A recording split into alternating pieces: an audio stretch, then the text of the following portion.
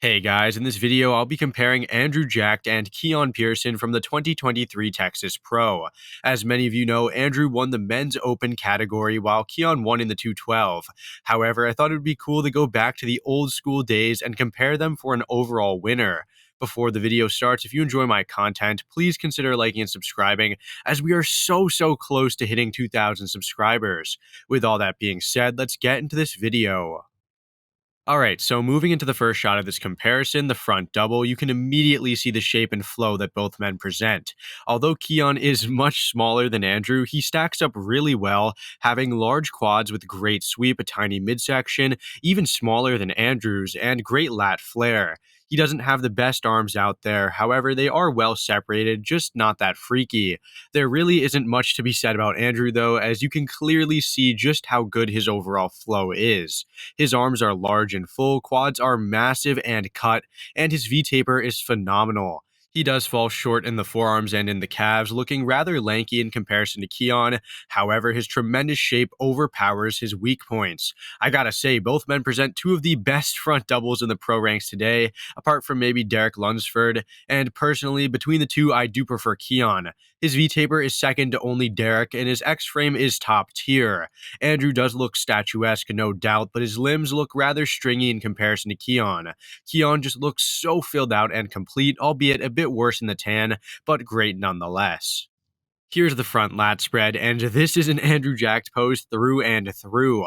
The midsection perfection, lats, chest, and delt condition, quads, everything fits so perfectly within that enormous structure. Keone looks super dense though, showing great fullness in the lats, arms, and has great quads too. However, his midsection is not that great, showing the unesthetic split in his abs that honestly has just gotten worse and worse. Moreover, his condition, while not inherently bad, is not as good as Andrew's upstairs, as he doesn't show the same striations in the chest or delts. I'd have Andrew handily winning this pose due to his imposing structure and overall polish. The side chest is a great shot for both guys, with both presenting solid condition and muscular density. My eyes immediately are drawn to Andrew though, as his taller stature and perfect tan look extremely pleasing. Moreover, I noticed that he shows more fullness throughout the chest and delts, whereas Keone's look a bit flat and underwhelming. I would give Keone an edge in that side leg though, as he shows deeper separation in the quad ham tie-in and has more size relative to his frame. Andrew isn't too far behind though, bringing a significantly improved side leg to Texas, and he certainly wins in the upper body. Overall though, I think I have to give this pose to Andrew, since he is fuller, has a better tan, and he does have a slightly worse, yet comparable lower body. Keone, although winning downstairs, just can't compete in the upper half. Moving into the back poses, we have the rear double, and I am honestly shocked that Keone is able to hold his own in this pose. He is dominating the lower half, conditioning-wise, as his hamstrings are significantly more peeled than Andrew's. Now, Andrew does have a rather impressive set of legs from behind, size-wise, but there isn't even a whiffle of hamstring definition there. He does have good glutes, comparable to Keone's in condition. However, Keone's lower body is just so complete relative to Andrew's. Back for back, I'd say that Andrew easily wins, as he is clearly larger, wider, and thicker in the back, which is to obviously be expected on a guy with a much larger frame. He wins in the arms too, having way better triceps and biceps. However, Keone's forearm proportions make his arms appear pretty complete. It's not like Keone has a bad back or bad set of arms for that matter, they are just getting dwarfed by Andrew's massive physique. Overall though, as much as I like Keone's rear double, especially his lower half, I've got to give this one to Andrew, as he is so large and he isn't necessarily in bad condition in the lower half. The rear lat spread is essentially the same story as the last pose, as Keone wins the lower body but gets dwarfed in the upper half.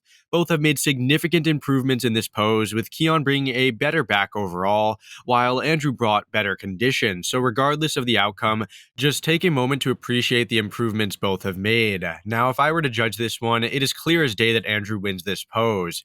He is larger, would command more stage presence, has a wider back, and decently conditioned glutes. The only thing I would really give to Keone would be the hamstrings condition, so for that reason, Andrew wins this pose. Alright, so we don't have a side tricep for Keone, so we're going to be moving on to the ab and thigh. In this pose, I am always wowed by Andrew, as his abs are some of the most aesthetic and symmetrical in the history of bodybuilding. His V-taper and overall silhouette are just impeccable, and there aren't many pros today that can even touch him. That being said, Keone does present a rather good ab and thigh too, showcasing a different yet impressive variation. Both have extremely well developed and feathered quads, deeply separated abs, and ripped condition. Now, Keone does a good job at hiding the split in his abs. However, you can still sort of notice it, which takes away from, the overall aesthetics, and I would definitely take some points away from him for that. In all seriousness, though, Andrew's larger stature is just a little too much for Keone, especially with the shape and symmetry that he presents, so I'd easily give him this pose. Here's the last pose, the most muscular, and I really feel like this is an apples versus oranges shot. Keone is super thick and dense, showcasing great separation in the chest and quads, and has large shoulders and arms. Andrew doesn't fill out the pose as well, but is obviously super tall and shredded to the bone. He also has a fullness quality that Keone doesn't necessarily have. However, Keone possesses that sheer compactness that Andrew can only dream of. I'll leave this pose up to you guys. Who do you think looks better? Personally, I like Andrew as he has a commanding stage presence due to that imposing structure and perfect tan. Moreover, I do prefer his fullness over Keone's compactness, but like I said, it's apples versus oranges here. Alright, so that about does it for this video. Now, if they were to bring back the overall, I'd put my money on Andrew as the overall Texas Pro champion. He just has the height, the quality, muscularity, sharpness, and genetics to absolutely dominate just about anyone when he's on. Keone looked amazing too, however, I was really unimpressed with that ab split, which completely detracts from his flow.